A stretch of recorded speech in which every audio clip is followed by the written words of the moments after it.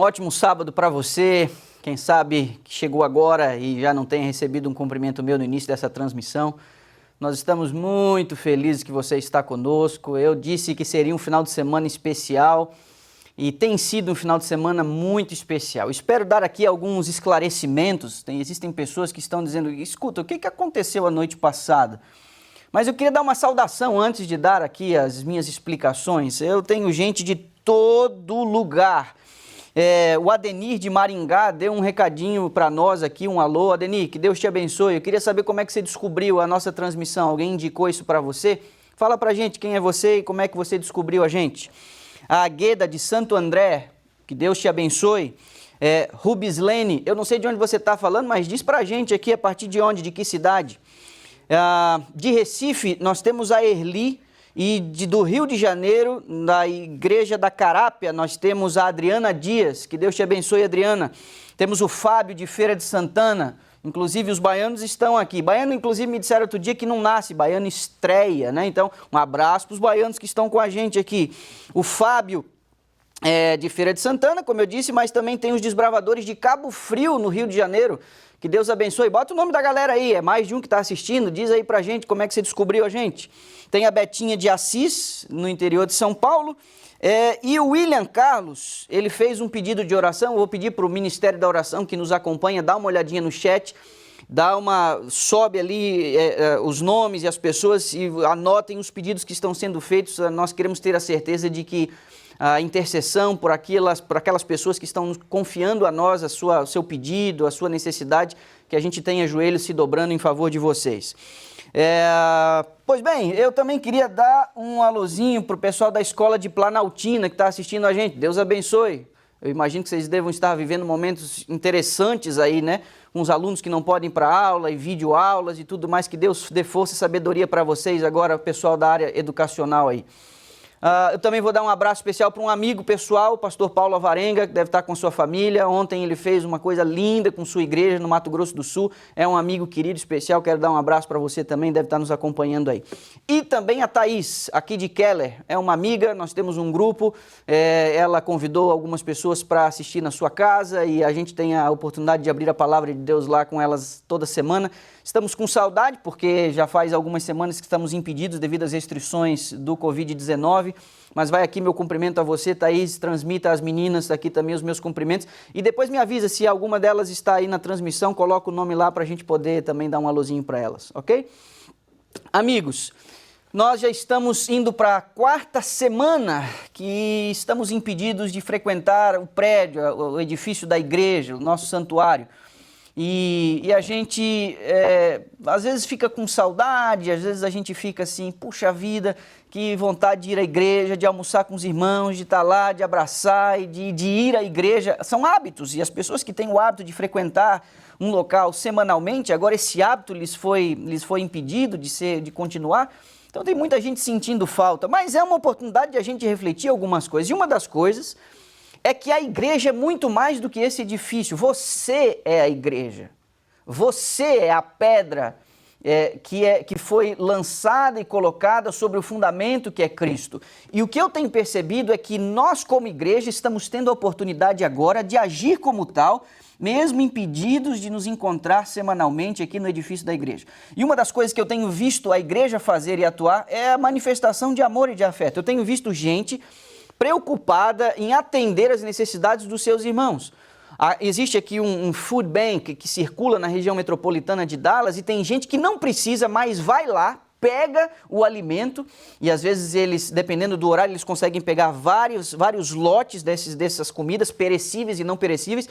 E a pessoa garante que pega a comida e depois começa a fazer uma varredura. Alguém está precisando e leva, deixa na porta de alguém que não pôde ir ou que não tinha a noção de que essa comida estava sendo oferecida. Nós queremos nos certificar de que você está mantendo sua dignidade. Não pode lhe faltar o básico para a sua existência. Deixe a gente saber. Nós temos pessoas aqui interessadíssimas no seu bem-estar e a gente gostaria que você deixasse a gente saber se você precisa de alguma coisa. Eu fico também olhando essa oportunidade que a gente tem, que a gente está tendo, essa oportunidade de a gente desenvolver um pouco mais a nossa ministração familiar. Você sabe, os pais muitas vezes delegam a responsabilidade da tutoria espiritual para os seus filhos, para a igreja. Como se a educação espiritual dos filhos dependesse muito dos esforços da igreja. Mas nós temos 2, 3 horas por semana aqui. Quando vão para os Desbravadores, que é um clube que nós temos, ou os Aventureiros, aí você soma um pouquinho mais, 1h30, 2. Mas é muito pouco. Esse negócio tem que ser feito de forma diária, na rotina da casa, na rotina da família. E nesse momento, quando nós não podemos recapitular a lição da escola sabatina com o seu filho aqui pela manhã, nós não temos como fazer isso, estamos impedidos. Pai e mãe, assuma a responsabilidade de você passar a lição com seu filho, de você orar com seu filho, culto de manhã, culto à noite. Oportunidade incrível para se estabelecer rotina espiritual e você assumir o controle espiritual da sua casa, a liderança espiritual da sua casa. Pois bem, já fazem 21 dias que nós começamos uma jornada espiritual. Nós temos um portal na igreja, um aplicativo, dallasbrsda.org, ou um aplicativo, se você colocar tanto naqueles que usam Android quanto naqueles que usam iOS, se você colocar lá IAS de Dallas ou da Brazilian Dallas, você vai encontrar a gente num aplicativo que você pode instalar no seu celular e ali você tem o link da transmissão ao vivo e você tem as meditações. Todas as madrugadas uma meditação nova é colocada lá para quando você acordar, e vai olhar o relógio assim antes de você tomar a sua rotina, ir para o café da manhã e começar os seus filhos, atender a sua casa. Você pode ter esse momento de comunhão com Deus. É uma leitura de poucos instantes onde você fala com Deus, entrega seu coração a Ele, entrega a sua família, faz essa leitura e aí você começa o seu dia. Não perca. Eu tenho percebido, e agora eu vou falar aqui para os membros da minha igreja, você que fica recebendo coisinha minha no seu WhatsApp, eu às vezes fico pensando, eu estou cansando você, não estou? É tanta coisa que eu estou mandando que às vezes eu digo, o pastor, é o pastor de novo. Mas sabe o que eu tenho percebido? A gente tem o fluxo das entradas dessa meditação que a gente tem no aplicativo e no site da igreja. E eu percebo que no dia que eu mando a mensagem dizendo, olha, a mensagem de hoje, não esqueça tal, as pessoas entram mais, tem mais pessoas participando. Aí eu fico me perguntando, ou eu encho a paciência deles, mas ao mesmo tempo tenho um ganho com alguns outros que vão fazer essa leitura, ou eu deixo que eles por conta. Mas eu não posso, eu sou pastor, tenho que cuidar de você. E vou te dizer mais, hoje a gente encerra a primeira fase da Sala 57 e amanhã começa a segunda. Amanhã nós começamos a refletir e estudar um outro tipo de conteúdo. Amanhã a gente começa a estudar o livro Eventos Finais. Você quer saber por que a coisa está do jeito que está? Você entende que Deus tem alguma coisa para te dizer nesse momento especial da igreja? Pois bem, a partir de amanhã a gente entra na fase 2 da Sala 57 e o livro Eventos Finais vai ser a nossa base de reflexão para as próximas semanas enquanto estivermos impedidos de vir aqui à igreja. As leis da região de Dallas, da cidade de Dallas, onde fica instalada a igreja brasileira aqui, dizem que nós estamos com essa restrição ainda prevista até o dia 20 de maio, ou seja, nós temos aí pelo menos umas 4, 5 semanas pela frente, onde vamos ter que trabalhar nesse formato aqui. Graças a Deus temos condições. Eu queria... Qual que é a imagem mais aberta? Essa que eu estou falando é de lá. Abre um pouquinho mais aí, Anderson, para mim, e aí eu vou pedir uma coisa. Eu vou pedir, Elton, vem cá. David, vem cá. Jeff, vem cá. Eu vou pedir, e aí depois que você abrir, Anderson, você também abre aí e vem cá. Eu queria que esses 4 camaradas viessem aqui. Eu sei que você está na sua casa, você não... Os caras estão se penteando aqui. Podem vir, gente. Por favor aí. Vem, Anderson. Abre tudo e vem. Eu queria que você desse uma salva de palmas aí na sala da sua casa. Eu não posso ouvir, mas esses camaradas aqui fazem parte de uma equipe extremamente competente e eficiente que está garantindo que a mensagem que chegue à sua casa toda semana é um movimento danado aqui, sabe? E não tem ninguém operando. Eu vou pedir para o William veneziano. William, agora você assume aí o controle da transmissão. Tô brincando. Gente, uma saudação para eles. Manda um recadinho, manda um alô. Eles estão realmente... A gente chega 2 horas antes aqui para deixar tudo pronto e sai daqui 1 hora depois que a transmissão encerra. Então, louvado seja Deus pela vida dessas pessoas que têm um talento natural, incrível e que agora estão ajudando a gente e viabilizando a igreja estar mais próxima de vocês. Agora cada um para sua câmera aí. Obrigado, valeu. Ok, muito bom, muito obrigado mesmo. Olha, agora, chega a suar aqui, viu? Eu queria dizer um negócio aqui para vocês. Era para ser surpresa, mas algumas pessoas acabaram não se aguentando, não é? Ontem nós refletimos sobre o momento da Páscoa e nós nos reportamos à primeira Páscoa, onde a cerimônia foi institucionalizada. e foi estabelecida e a gente acabou fazendo uma coisa ontem. Foi muito interessante, mas muito interessante. Porque ao terminar a transmissão, nós tínhamos pelo menos uma dúzia de pessoas que saíram de casa para fazer uma coisa. Eles, com todos os endereços que nós tínhamos, com todas as informações que nós dispunhamos, inclusive, quando a Gisele falar para você, atualize os dados da secretaria, por favor, é para esse tipo de coisa que a gente precisa que os seus dados estejam aqui em dia. E quem estava com o endereço desatualizado foi um Deus nos acuda.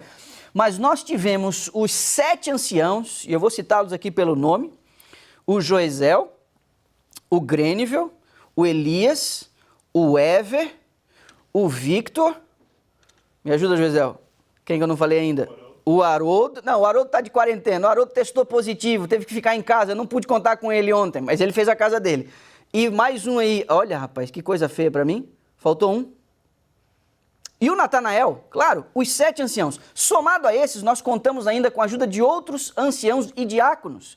E os outros anciãos e diáconos, o Charles Quintas ajudou a gente, o Quércio ajudou a gente, o Ricardo Souza ajudou a gente, e alguns desses ainda pediram para a sua equipe de diáconos para poder ajudar. O que nós fizemos a noite passada? Acabou a transmissão e nós saímos e fomos em todas as casas dos membros da igreja e colocamos lá uma marca vermelha.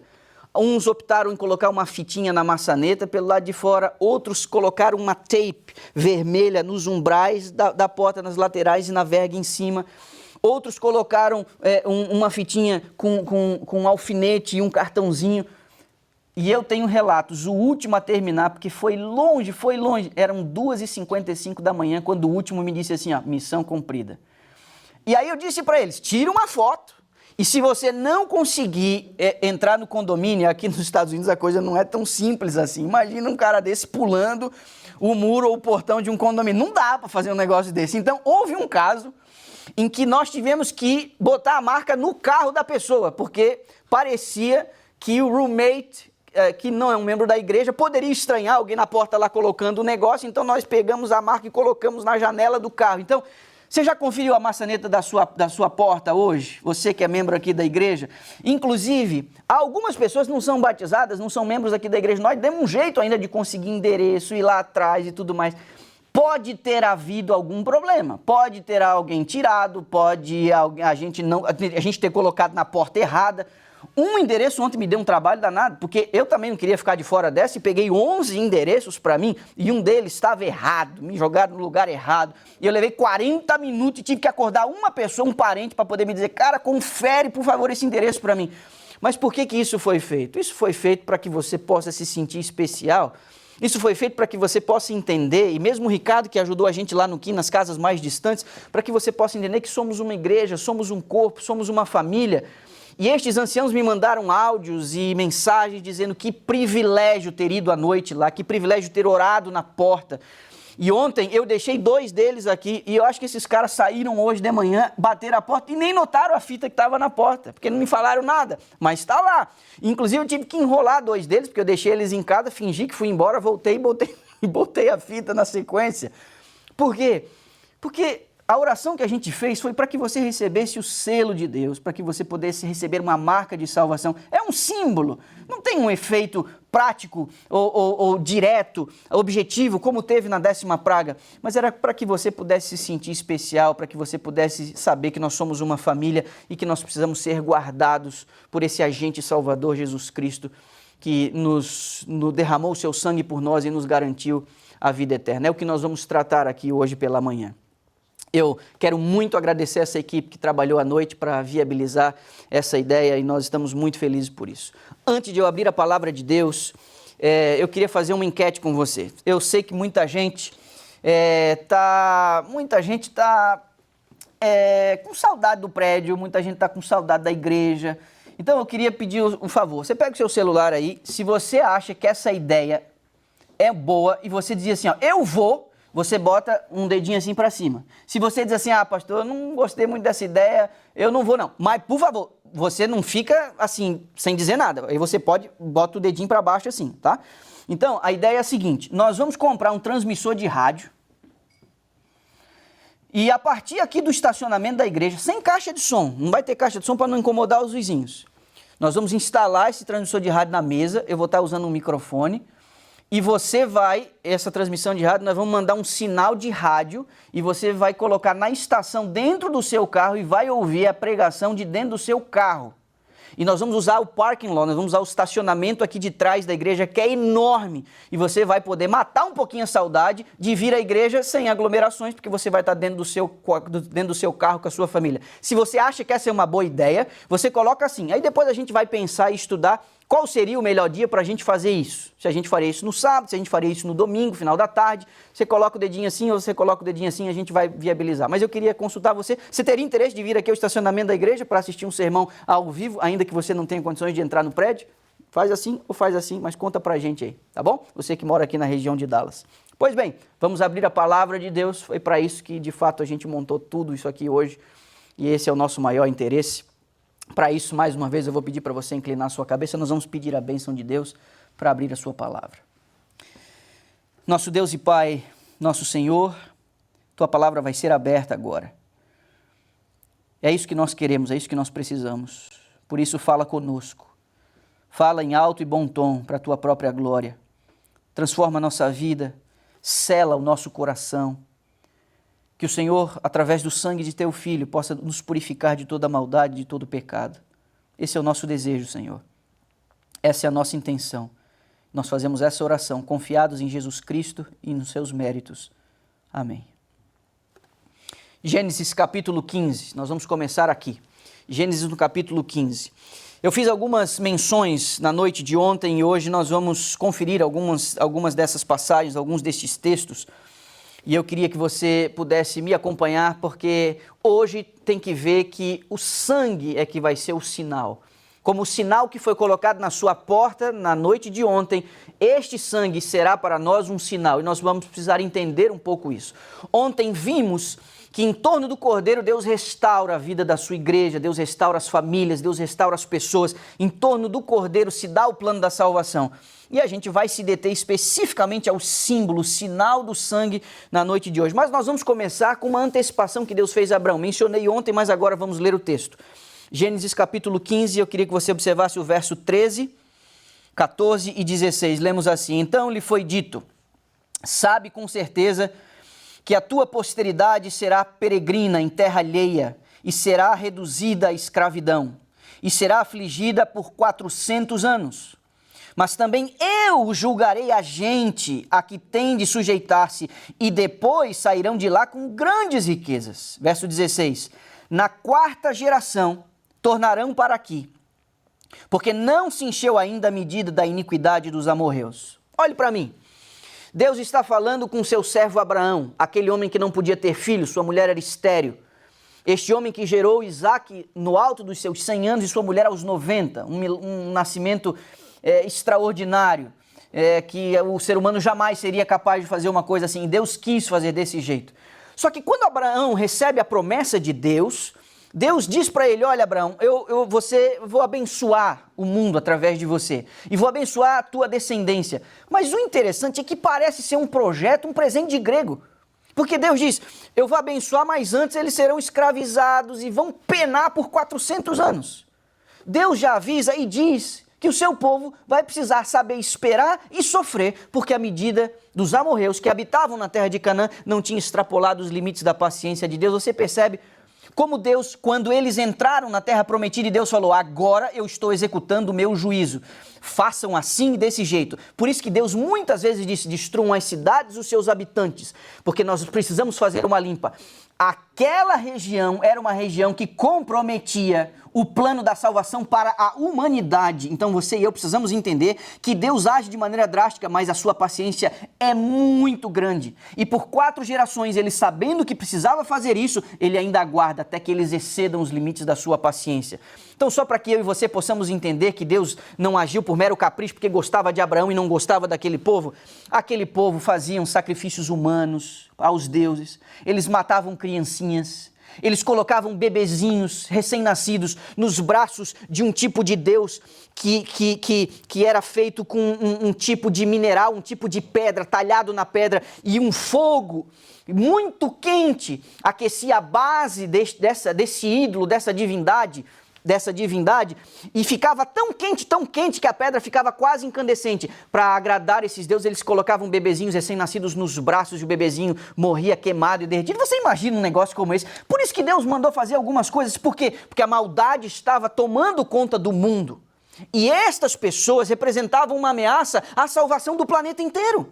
Em Israel, Deus queria fazer parar os avanços do mal, mas para isso, ele não poderia esgotar a sua misericórdia. Por isso eles esperaram 400 anos. Você viu? Mas Deus falou assim, mas eu vou julgar aquele povo. Eu vou atuar nessa questão.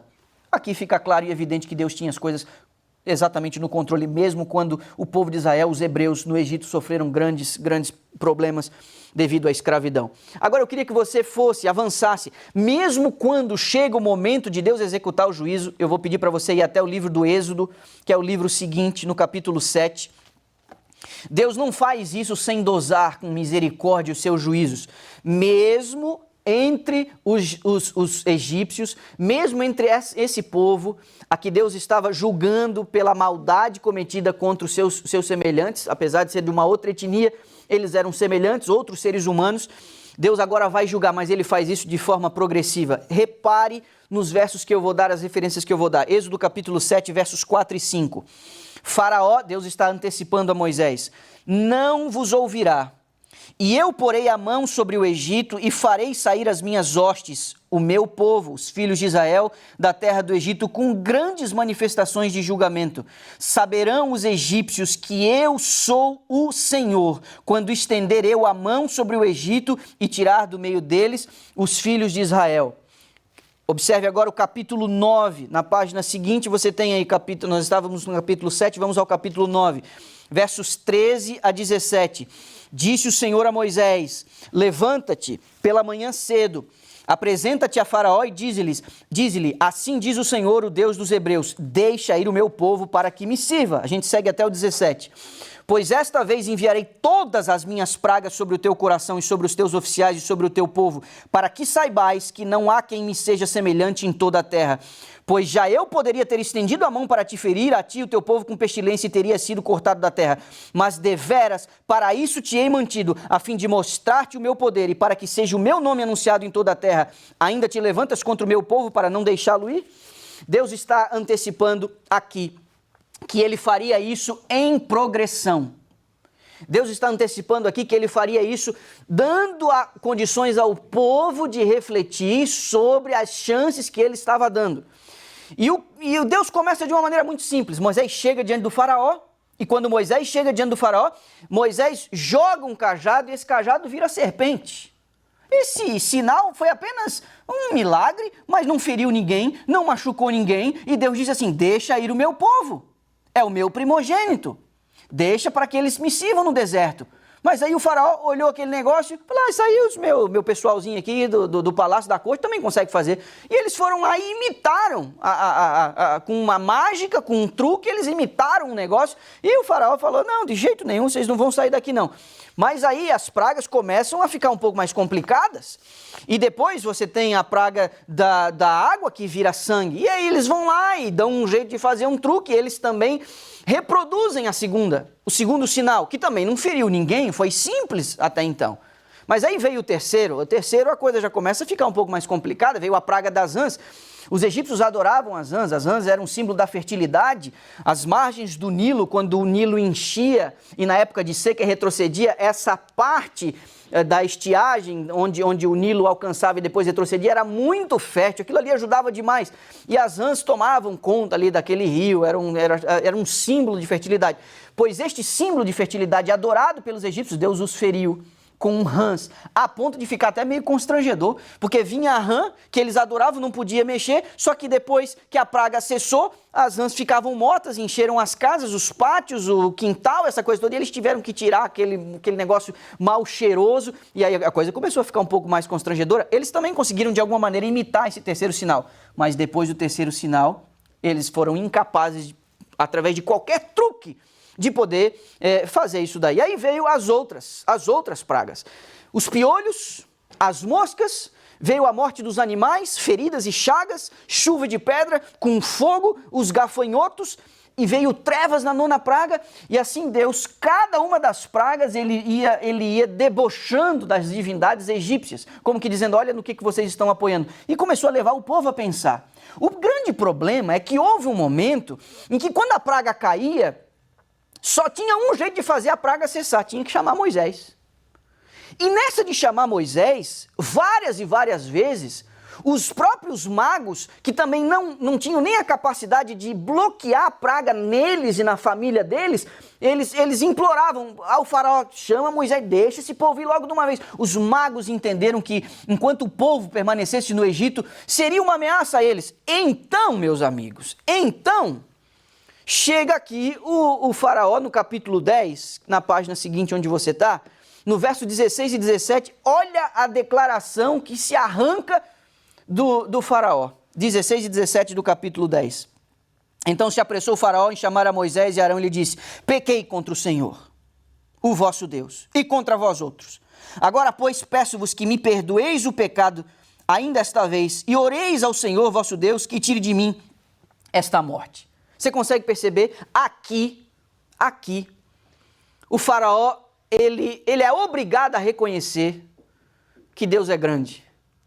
Meu irmão, veio de maneira progressiva para levá-los à reflexão, mas assim obstinado, mesmo na 9ª praga, ele disse, sai daqui, não vou deixar o povo ir coisíssima nenhuma.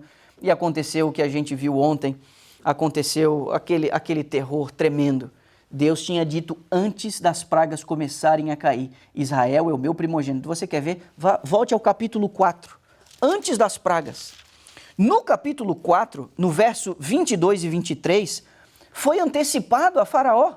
Observe, leia comigo. Dirás a Faraó, assim diz o Senhor, Israel é meu filho, meu primogênito. Digo-te, pois, deixa ir meu filho para que me sirva. Mas se recusares deixá-lo ir, eis que eu matarei o teu filho, o teu primogênito. Você percebeu? Deus, antes das pragas começarem a cair, ele disse, deixa ir o meu primogênito, senão você vai se dar mal e eu vou ter que ferir o teu primogênito. Você acha que foi muita maldade da parte de Deus? Meu irmão, com Deus não se brinca. Eu mencionei isso na mensagem da semana passada, há o link aí no nosso canal se você quiser assistir na semana passada, por que às vezes Deus tem que fazer algumas coisas desse jeito tão drástico. A nossa geração é incapaz de compreender isso porque a gente vive numa geração de bananas, onde as pessoas não conseguem lidar com frustrações, não aceitam disciplina e querem que tudo gire em torno das suas conveniências.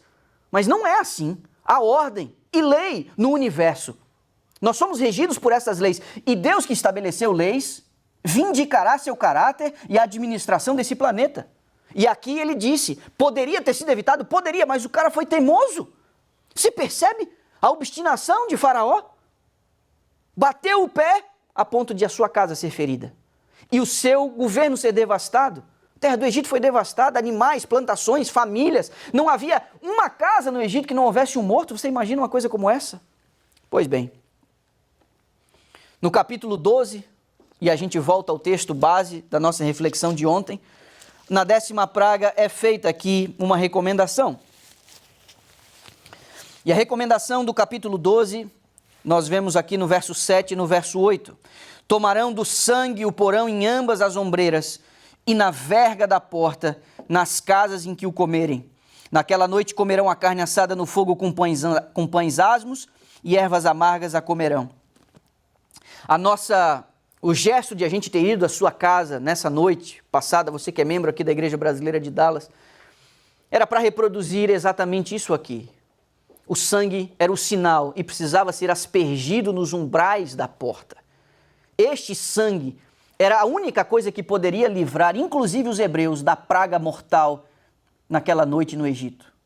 Mas Deus disse, se vocês fizerem o que eu disser, nenhum cão rosnará no seu bairro, na sua rua, na sua vizinhança. Eles não sentiram os efeitos da 10ª praga, porque eles creram no sangue do Cordeiro. E eles deixaram este sinal na marca, na porta, na verga da porta. Olhe para mim, eu vou dizer aqui para você. Este livro, onde eu baseio aqui as nossas reflexões, aqui nesta comunidade de crentes, a última palavra não é do pastor. A última palavra não é da comissão, do board da igreja. A última palavra vem deste livro de capa preta.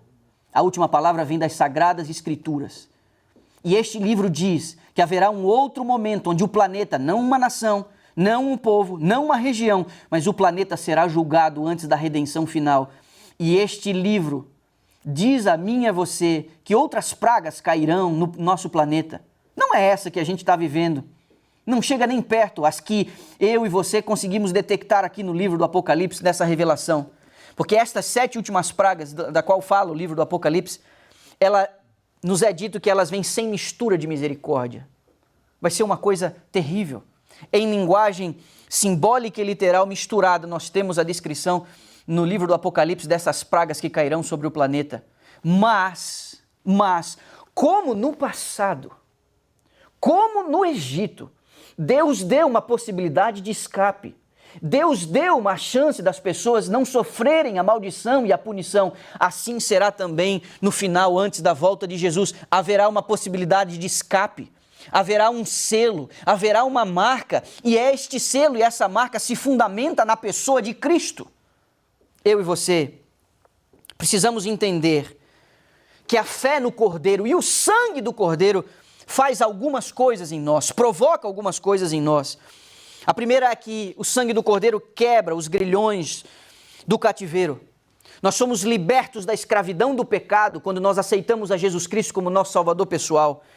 E assim, como eles pegaram aquele isopo, aquele ramo, e eles sujaram no sangue, molharam no sangue, colocaram nas vergas da porta, assim, através do Espírito de Deus, Ele quer que os méritos de Cristo sejam aplicados à nossa alma.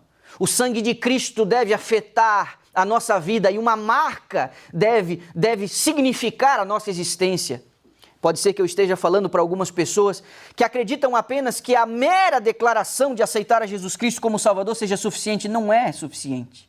Você apenas estar em torno do Cordeiro numa noite onde a praga vem e você não faz no gesto porque acha que não, já é necessário estar ali próximo ao Cordeiro.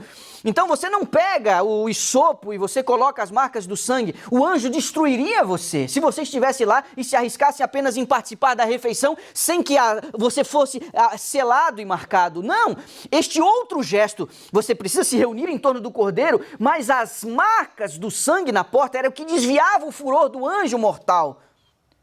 Na sua vida, você pode declarar que aceita Jesus. Na sua vida, você pode dizer que é um seguidor de Jesus, mas isso não faz de você um cristão. O fato de você ter herdado a fé dos seus pais, de ter sido educado na igreja, de ter sido dedicado, de ter sido até batizado, isso não faz de você um cristão. O que faz de você um cristão é viver a vida de Cristo. O que faz de você um cristão é você obedecer e seguir os passos de Cristo. Lógico, você foi educado, você foi batizado, seu sangue foi escrito no livro da vida, tudo isso faz parte do processo, mas meu irmão, da boca para fora, não vai livrar você. Este sangue que foi colocado na porta é um símbolo do sangue, daquilo que Deus quer fazer na sua alma. Tudo que diz respeito a você deve estar marcado pelo sangue de Cristo. Você não pode ter uma vida dividida. No trabalho você é de um jeito e na igreja você é de um outro jeito. E tem gente que costuma dizer, igreja, trabalho. Eu não estou falando que você não deva ser profissional, nem como chefe, nem como empregado. Eu estou dizendo que tudo que você faz deve ser marcado pelo Cristo que você professa, pelo Cristo que você segue. Você não deve conduzir sua casa de um jeito. É impressionante como algumas pessoas colocam a Bíblia debaixo do braço, vão à igreja, mas colocam as pessoas debaixo dos pés. Como andam os teus relacionamentos? A marca do Cordeiro, o sangue espargido na sua alma. Esta marca faz de você um cristão. É este sangue que precisa ser derramado em sua alma. Esse é o centro da mensagem dessa manhã. O sangue vos será um sinal, como foi no passado, tem que ser hoje e precisa ser no futuro. Só assim, as pragas que profetizadas estão, que cairão sobre este planeta, não atingirão quem receber o selo de Deus. Todas as pessoas são marcadas por aqueles a quem elas devotam a sua vida. A minha pergunta: você quer Jesus Cristo apenas como uma espécie de atividade de final de semana, onde você coloca a sua melhor roupa, você canta os hinos, e você vai lá na igreja, você dá a sua oferta, você devolve o seu dízimo, você acha que isso vai lhe salvar? Não vai. Você precisa que o sangue de Cristo inunde a sua vida, transformando você à semelhança dele. O que faz essa marca do sangue na porta?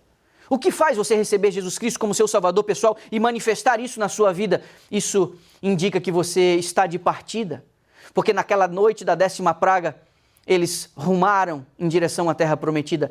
Mesmo tendo sido salvos e declaradamente salvos naquela noite, eles não entraram na posse da terra prometida no instante seguinte, porque há um deserto entre a libertação do cativeiro e a chegada na terra prometida, há um deserto que você precisa caminhar. Eu estou falando para pessoas que já aceitaram a Jesus Cristo como seu Salvador há muito tempo, mas ainda não herdaram a terra, estão trafegando nessa vida difícil, como um deserto escaldante, cheio de cobras e escorpiões, cheio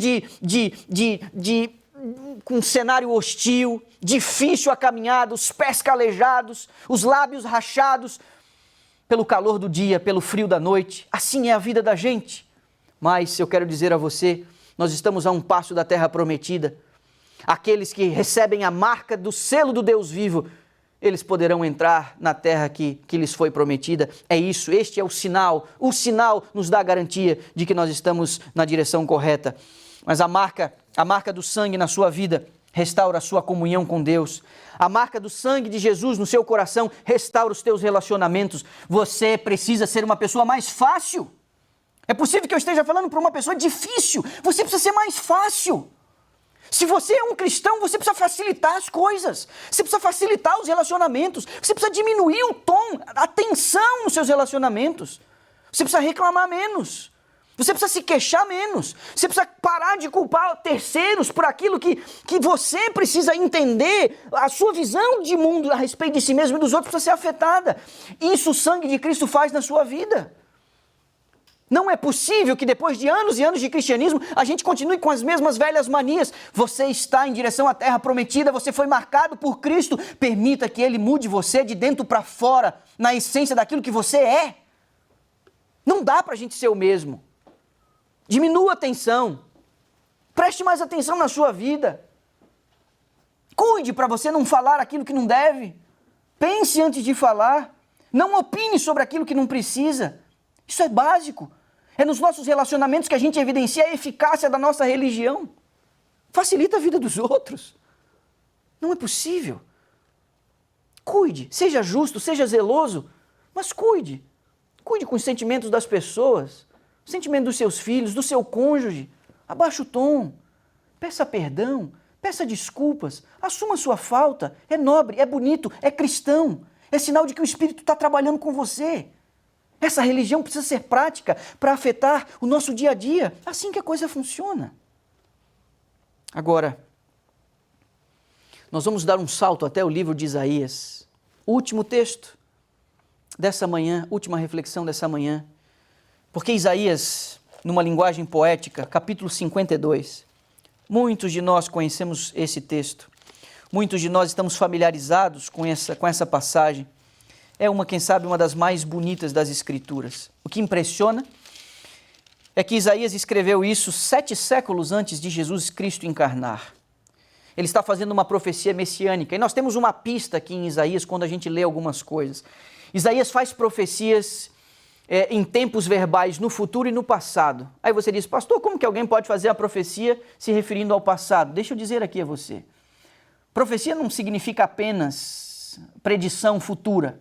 Profecia significa mensagem. Mas sim, profecia também tem elementos futuros.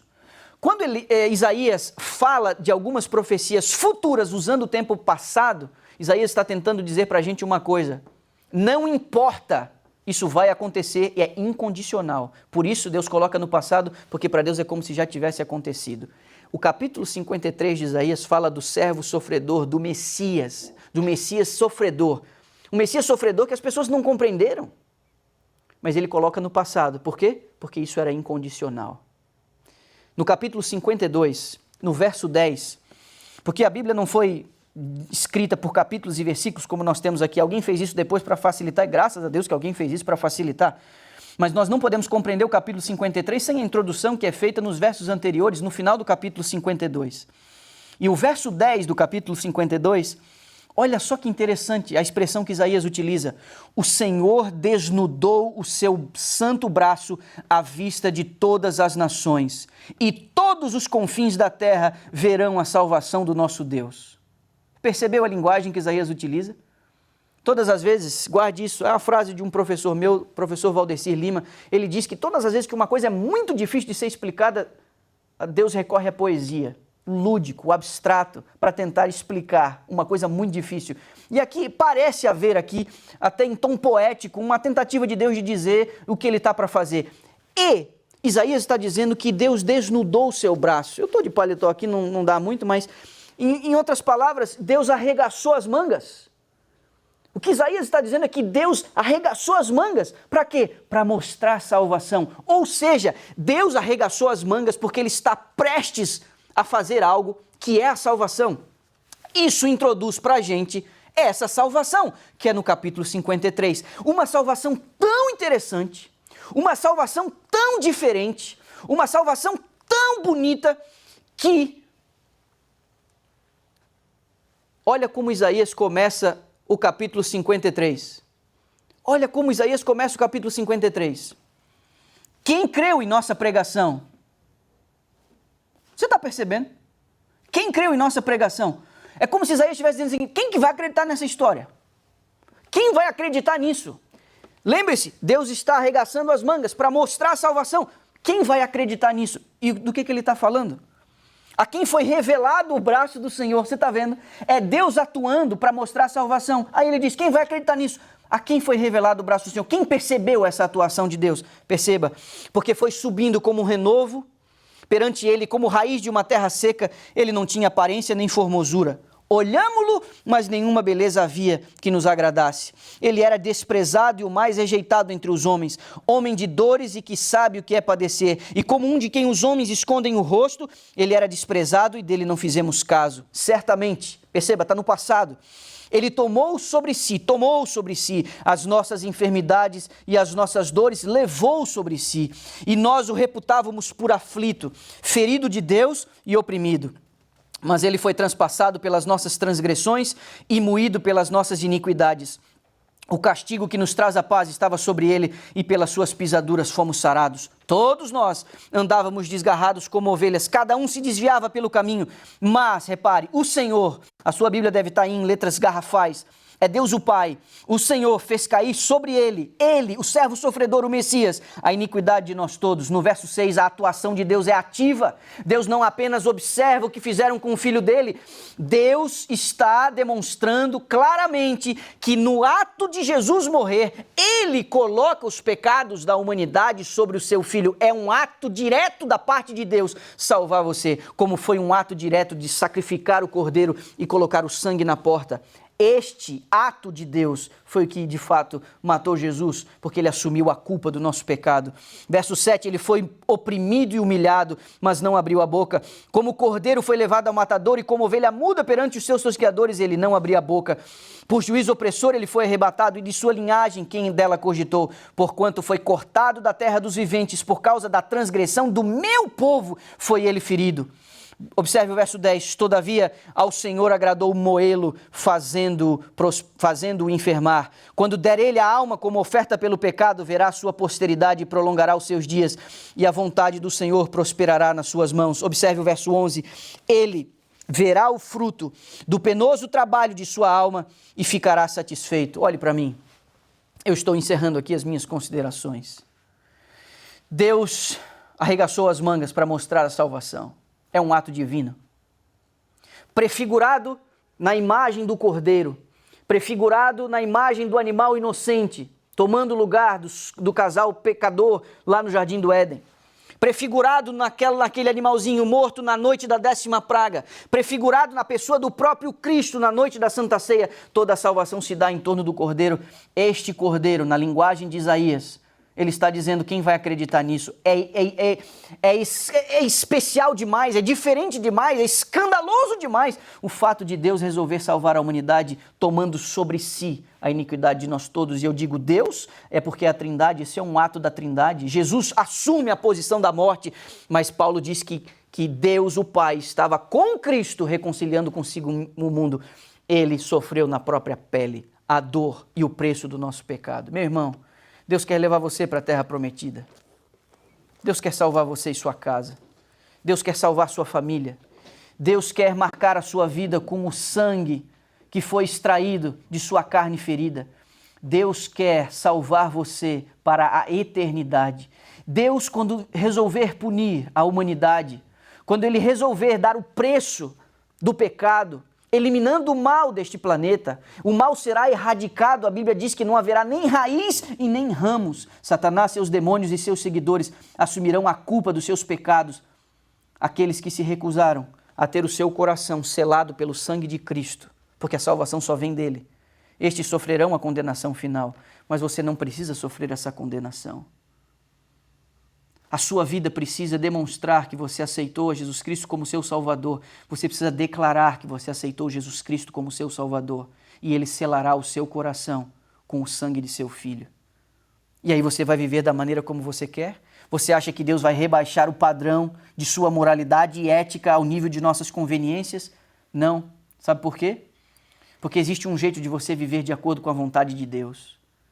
Eu não sei quantos de vocês já repararam, porque normalmente quando a gente vai falar dos 10 mandamentos, a gente começa no verso 3 e a gente diz assim, não terás outros deuses diante de mim, a gente não repara nos 2 primeiros versos.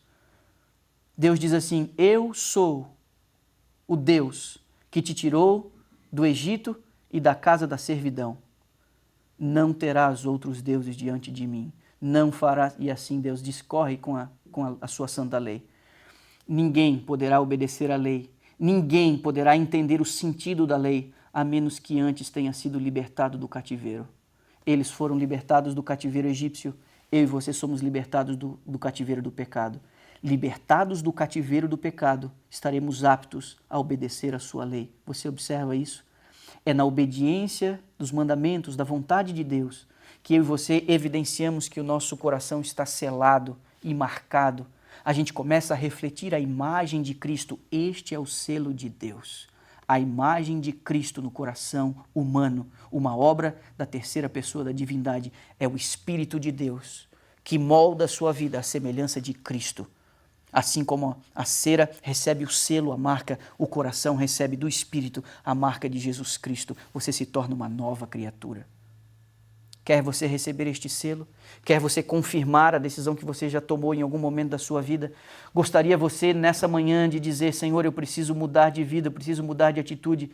Por favor, me dá poder para viver essa vida que o Senhor disse que eu viveria estando escondido em Teu Filho. Nós vamos ouvir uma canção agora. Aqueles que sabem podem até cantar juntos. É um hino muito bonito. Fala de que nós estamos sob o sangue que vem do Cordeiro. Eu queria que você refletisse nas letras desse hino. Se você quiser, pode cantar junto aí com sua família e depois dessa canção nós vamos encerrar com uma oração. Mas essa oração não será minha aqui. Essa oração será feita aí na sua sala. Nós vamos cortar a transmissão depois deste hino, porque você precisa encerrar o culto dessa manhã com uma oração em família, com seus filhos aí, em torno do celular, do tablet ou da televisão. A oração final do sermão de hoje não será do pastor, será de alguém aí da sua família, seja uma criança, do chefe da casa, da mãe, do pai, como vocês acharem melhor. E nessa oração, a minha sugestão, meu apelo a você, é que você entregue o seu coração a Jesus e você diga em alta voz, Senhor, marca a minha alma com o sangue de Teu Filho, porque eu sou propriedade Tua. Eu quero herdar a terra que o Senhor prometeu. Eu não cheguei lá ainda, eu estou no meio do deserto, mas você é liberto do cativeiro para você marchar em direção à terra prometida. Esse é o nosso destino, o destino daqueles que são selados pelo sangue de Cristo. Ouça esta canção e depois você encerra aí com uma oração na sua casa. Que Deus nos abençoe. Nos vemos aqui amanhã, ao vivo, a partir das 7 horas da noite, domingo de Páscoa, 7 da noite, ao vivo, nossa transmissão a partir do horário de Dallas. Que Deus te abençoe e nos vemos amanhã.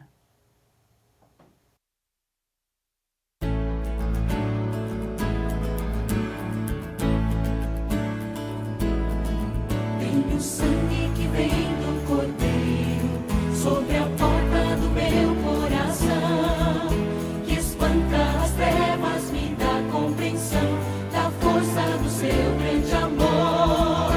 Satã vive sempre acusando-me, mas sei quem é meu Salvador.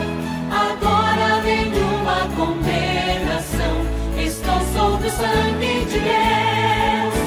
Estou sob o sangue de Deus, cobriu meus pecados na cruz. Pela graça do céu, santo e justo serei.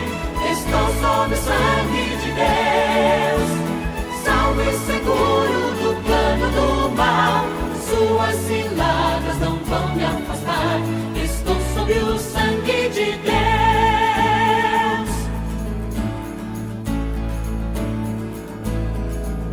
O sangue que vem do Cordeiro sobre a porta do meu coração, que espanta as trevas, me dá compreensão da força do seu grande amor.